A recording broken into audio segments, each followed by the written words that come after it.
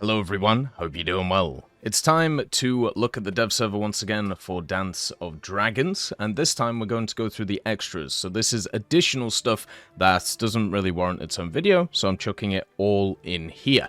Now, understand, I'm putting in a lot more effort when it comes to these dev server videos this time.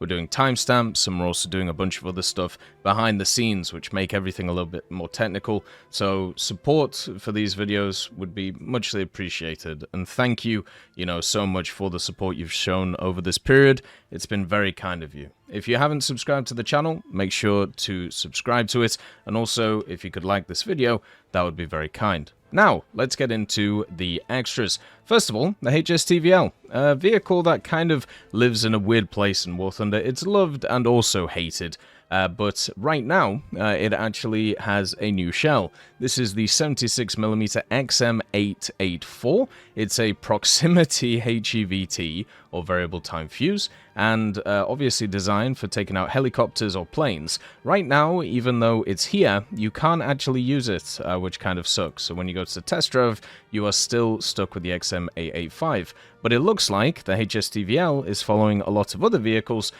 with having this access to HEVT properties, so like the 2S38, for example, and also many others. So yeah, even in the test drive, you can see we only have APFSDS. Now, the other thing you may have noticed is the sight change. So now, in the options, you can actually change the way that your sight looks. If you actually go to Common Battle Settings, you have a few different ones. US Modern Sight with Range, you have the USSR Modern Sight with Range 2, so you can see here, this is the difference between them. And then you can still use the normal one if you want to, like you can see in the background here.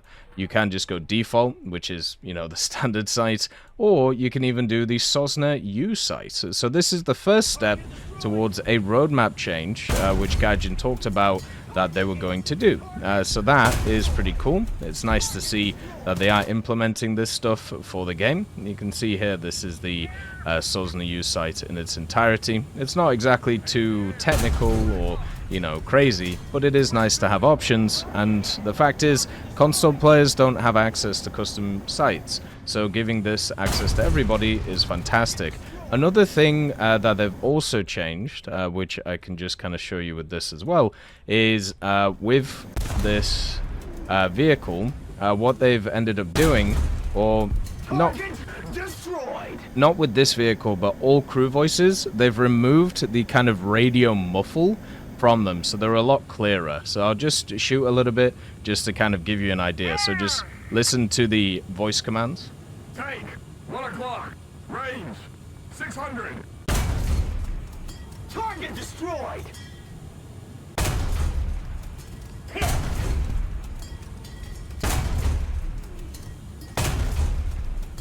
Hit. Tank 1 o'clock, range 400. Target destroyed! Target destroyed! So you can see that with those sounds, they're a lot less muffled, as if like they've taken away a bad part of it, and so it's much easier to hear what your crew's saying. And this is cool. I really like that change. I think it's a big one. Talking about tanks as well, there is another keybind that is in the controls. I think this might be to do with a few other things. So you see ID tank switch fuse mode. They did talk about the idea in the roadmap that they were going to add a way that you can actually set up like a fuse for your TF shells. I feel like this is it, but I haven't tested it, just to let you know that it's here, and it will become something later on. Going over to aircraft, they've actually added in an option which is really cool. If you go to options and then also go to air battle settings, you can see here there's the indicated altitude thing, where you can either just see the barometric altitude, the radar altitude, or both of them. Now, I would honestly say make sure to put both of them on so you can see both. There's no reason not to. And the difference is this. Barometric basically shows you what your altitude is, including the altitude of the ground, so the contour of the ground. Whereas R-alt, or radar altitude, is what you are relative to the ground itself. So you can see at the top there, we are 20 meters altitude, but we're actually at 2 meters radar altitude. So the radar altitude is the one which is key in terms of telling you how low you are to the ground. So that's the one that you want to pay attention to if you are trying to enhance the multipath effect and make sure that missiles miss you, which you have to be under 50 meters in order for that to work. Because there's a lot of maps nowadays where basically what ends up happening is you actually end up in a situation where you feel like you're actually lower than you are or higher than you are, and that's because of the difference between your biometric altitude and your radar altitude. Now this is one of the new targeting pods, by the way, on the F-111. You can see it here, it's beautifully modeled. And funnily enough, you can actually close the bomb bay door and open the bomb bay door around it. I'm pretty sure that is probably a bug, but it seems to move some kind of like little antennas, and I'm wondering if it's something to do with the targeting pod itself.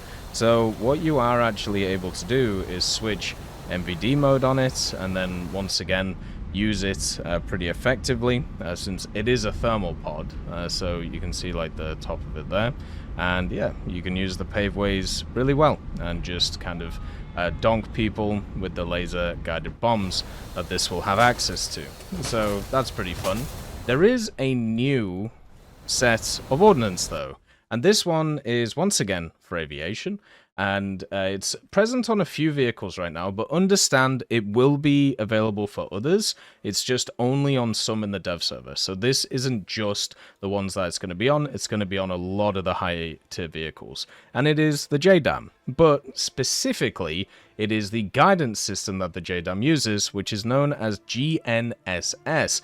Now, GNSS, you can see here, Guidance GNSS, this is Global Navigation Satellite Systems. So this is a satellite-guided bomb.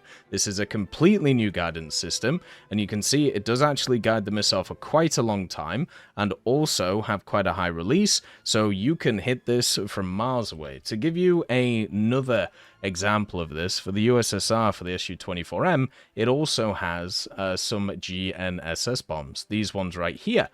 So the CAB 500Ss are GNSS. It has a lot less missile guidance time than the JDAM, but still pretty good.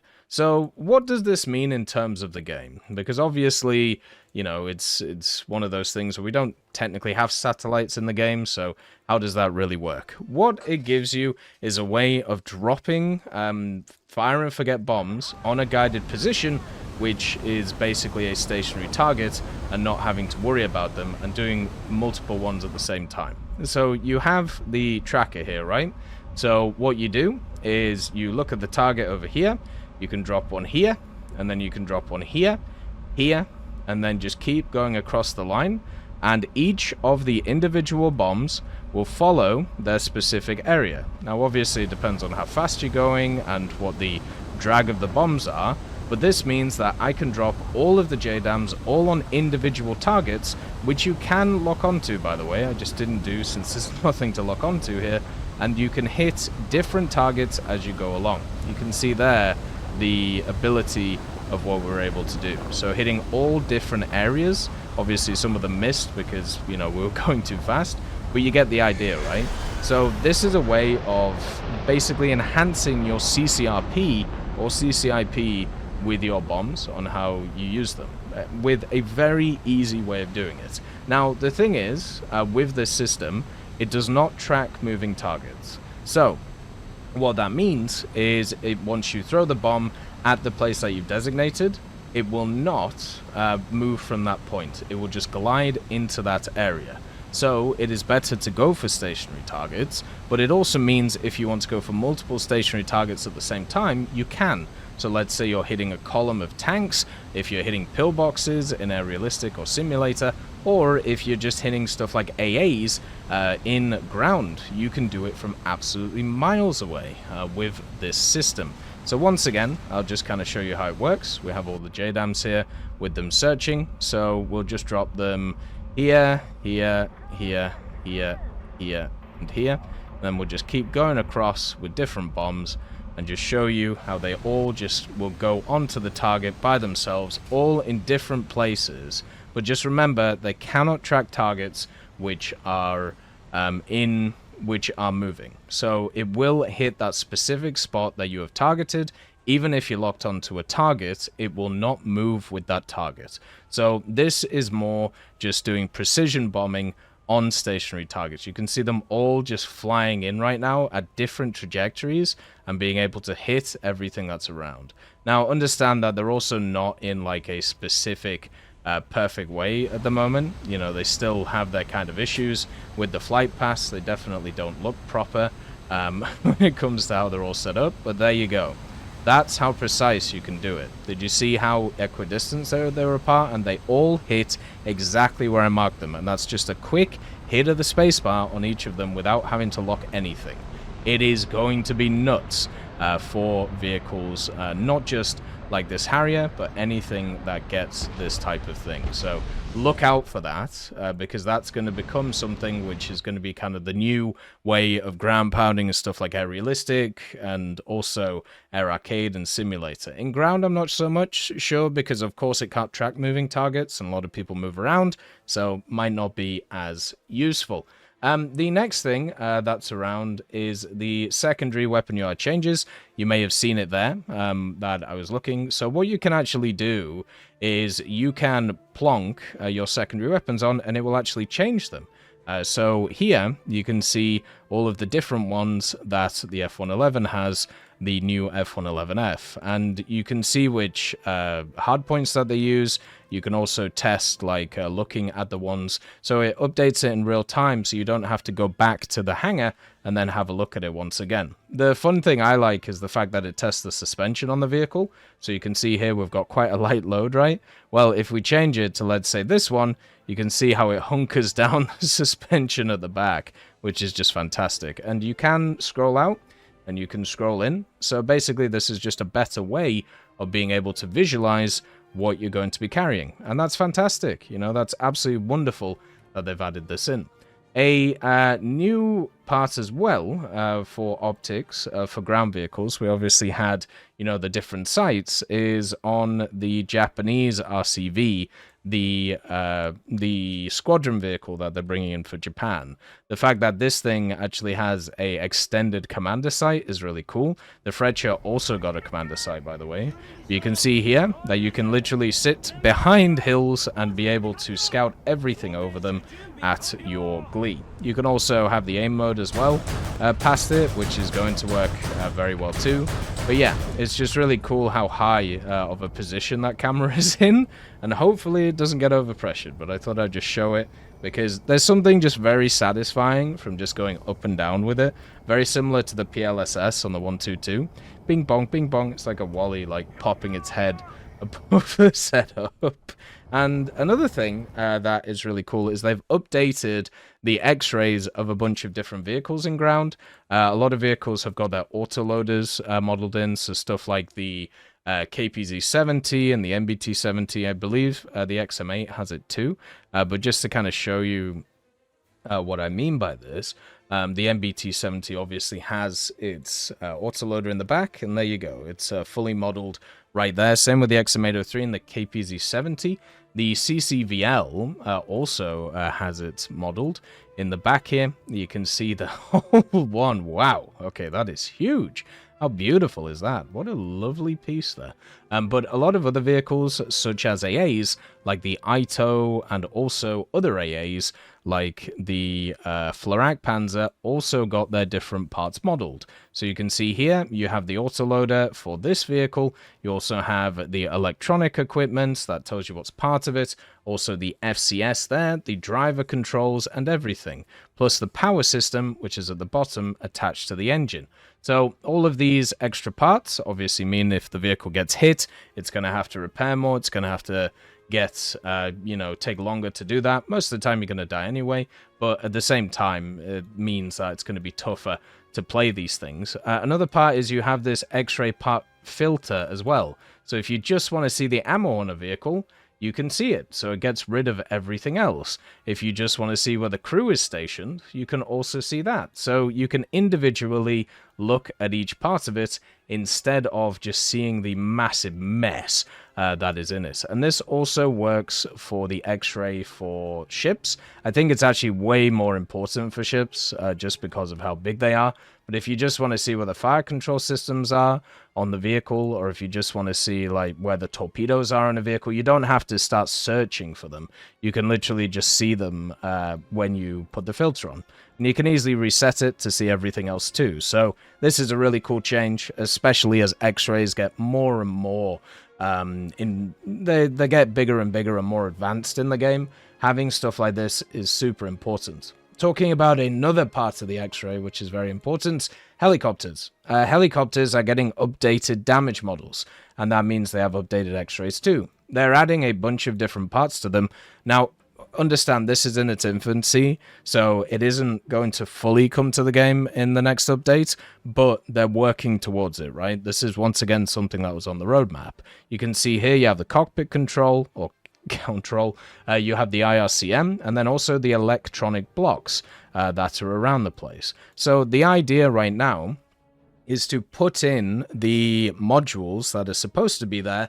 They don't necessarily have anything that's attached to them. They will in the future, but for now, what these will do is when you hit it with a vehicle gun, it will create spalling and therefore do proper damage to the helicopter. Because one of the issues with these helicopters is when you actually hit them, usually the round just goes straight through and doesn't do any spalling. So even if the updated model isn't fully ready yet, what this ends up doing is it creates a better system for if you are actually hitting it from the air, because it's just a bit easier to hit something like that K50, whereas if you hit something like this, the H1Z, there's so much empty space in it, the chance of the round just going straight through it and doing nothing is huge. But if you have a look at the K50, like we were looking at before, there is hardly any empty space in it now, so it's always going to set off the round, even if it might not do as much damage as it needs to. So it's a lot better, but it's not finished yet, right? So just understand that. Helicopter-wise, the H1Zs also got access to the 114K Hellfire, which is obviously the better Hellfire. Before they had a worse version of the Hellfire, so that's really nice. And also messages. There seems to be different additions to the messages. Not entirely sure what this means. If I remember, it used to stop at like store or items. Now we have World War and system notifications. So it'll be interesting to see what goes on with these and how they're going to fill them in. But right now, there's not really too much to them. Talking about more UI stuff, they changed the item shop. So you know how you have the Gamba boxes up here, which can give you premiums? Well, now, if you already have the premium, it's grayed out. So you already know if you have a vehicle, so you don't just gamble for a box that you already have. Before, you could just see if it was like, you know, colored here or not. If it was red, then you already have the vehicle. But now, there is a grayness to it, so you know exactly what you're looking for. And generally, I think that's pretty good. The Lincoln got new bombs, which actually will help it quite a lot. You know how the Lancaster got the big old bombs? Well, guess what the Lincoln got? That's right, it got the 12,000 pounder, it got the 8,000 pounder, and it got the 4,000 pounder. And the thing that I really like about these, even though the bombs are internal, you know how we talked about the suspension? So if we go 4,000 pound and then 8,000 pound, you can see how it like squished a little bit, and then 12,000 pound, it squishes just that little bit more.